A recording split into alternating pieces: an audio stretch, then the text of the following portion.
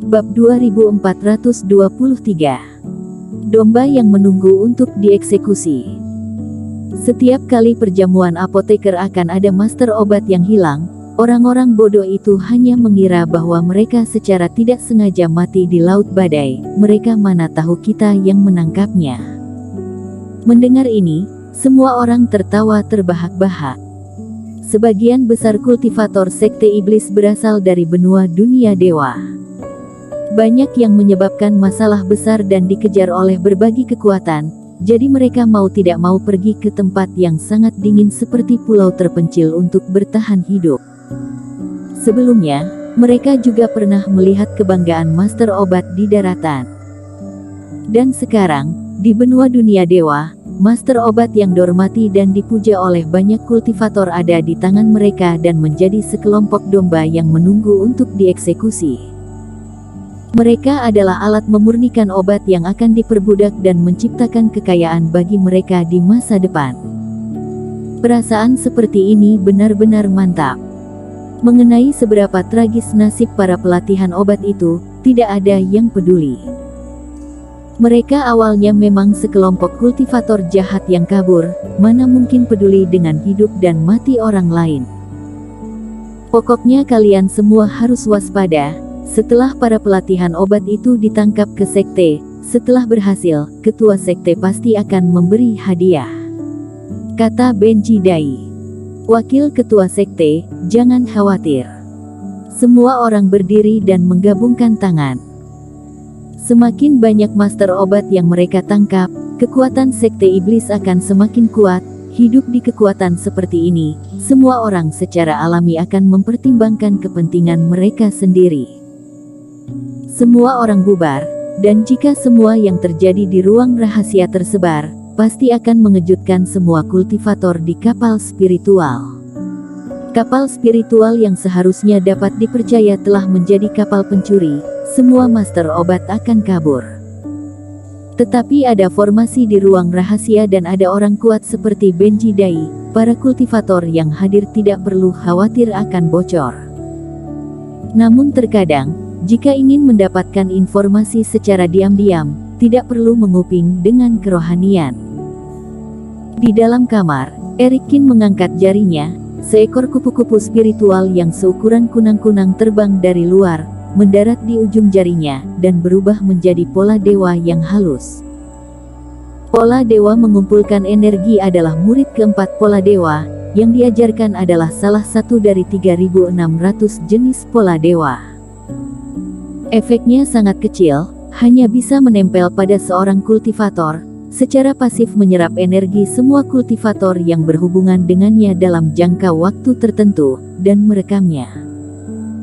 Justru karena pola dewa ini tidak akan berinisiatif melakukan apapun dan tidak menimbulkan pergerakan, jadi pola dewa mengumpulkan energi sulit disadari oleh kultivator, kecuali ada barang dewa khusus di tempat, atau ada orang yang mahir dalam pola dewa. Dan pola dewa ini diam-diam diletakkan di tubuh kultivator berjanggut pendek saat Erikin bersinggungan dengannya. Energi yang dikumpulkan pola dewa banyak, sepertinya pria berjanggut pendek itu baru saja berkumpul dengan rekan-rekannya. Mata Erikin berkedip, dari pola dewa ini, dia merasakan energi Benji Dai dan banyak kultivator penjaga di atas kapal. Tetapi apa yang dia inginkan bukan itu. Bahkan jika orang-orang itu tidak memiliki tujuan lain, tidak masalah jika mereka berkumpul untuk membahas masalah meninggalkan laut badai. Yang ingin diketahui Erikin adalah mata-mata yang ditinggalkan oleh pihak mereka di antara para kultivator. Masalah ini tidak bisa terburu-buru, selama waktu sudah lama, cepat atau lambat akan ada kontak. Agak malaman, Erikin meninggalkan kamar lagi, pergi ke aula kabin, dan diam-diam meninggalkan pola dewa mengumpulkan energi di tubuh dua kultivator penjaga.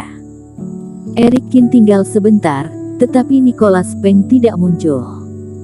Setelah menyelesaikan apa yang disuruh dan merasakan keanehan di kapal spiritual, Nicholas Peng juga mulai mengurung diri di kamar untuk melatih metode kekebalan tubuh yang diberikan oleh dewa obat kepadanya. Mungkin Nicholas Peng juga tahu bahwa akan ada pertarungan di masa depan, jadi dia ingin memanfaatkan waktu untuk meningkatkan kemampuannya. Tidak ada yang terjadi di malam hari. Setelah 1 hari, ketika Eric Kin sedang berlatih di kamar, dia tiba-tiba merasa kapal spiritual bergetar hebat. Bahkan formasi di dalam kamar benar-benar hilang setelah pola formasi berkedip beberapa kali. Apakah telah bertemu dengan penampakan diagonal langit dan bumi? Kerohanian melonjak seketika, Eric Kin mengerutkan dahi dan tiba-tiba terbang ke aula. Pada saat ini di aula sudah penuh dengan para kultivator. Sepertinya semua orang terganggu oleh pergerakan seperti Eric Kin. Saat ini di luar kapal spiritual, langit yang seharusnya cerah dan terik, sekarang menjadi benar-benar gelap. Awan gelap berkumpul di langit dan guntur bergerumuh. Cahaya yang ganas terus bersinar, seperti puluhan ribu ular menari, semuanya tidak lebih lemah dari pukulan kultivator fase penilaian awal. Di bawah kapal spiritual, ombak juga terus bergejolak, seperti tsunami, di sekeliling ada gelombang raksasa yang mengerikan, kapal spiritual yang tertiup mengapung dan tenggelam dalam gelombang. Kekuatan yang sangat besar bahkan membuat kapal spiritual yang penuh dengan pola formasi sulit untuk menjaga keseimbangan. Jika kerohanian disebarkan, akan dapat melihat gerombolan iblis monster di laut yang bergerak dengan cepat, bahkan hewan laut yang paling ganas pun berhenti melahap dan membunuh untuk sementara. Di udara, tiba-tiba ada banyak burung iblis terbang dengan cepat dan melintasi langit dengan padat. Mereka mengeluarkan suara aneh dan tampak ketakutan, seperti sedang kabur dari sesuatu. Ketika guntur menyambar, burung-burung iblis itu terus tersambar dan darah jatuh. Burung iblis terus jatuh dan mati, membunuh mereka yang kultivasinya tidak rendah dalam sekejap. Namun, seperti itu pun tidak dapat menghentikan tekad mereka untuk terus melarikan diri demi menyelamatkan hidup mereka. Wajah semua orang menjadi pucat. Fenomena langit dan bumi yang aneh ini, seperti banyak kultivator melewati fase penilaian bersama-sama dan menyebabkan langit bergetar, terlihat sangat menakutkan. Ini adalah badai langit dan bumi, aku tidak menyangka akan benar-benar bertemu.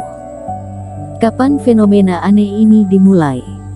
Apakah ada teman seiman yang tahu?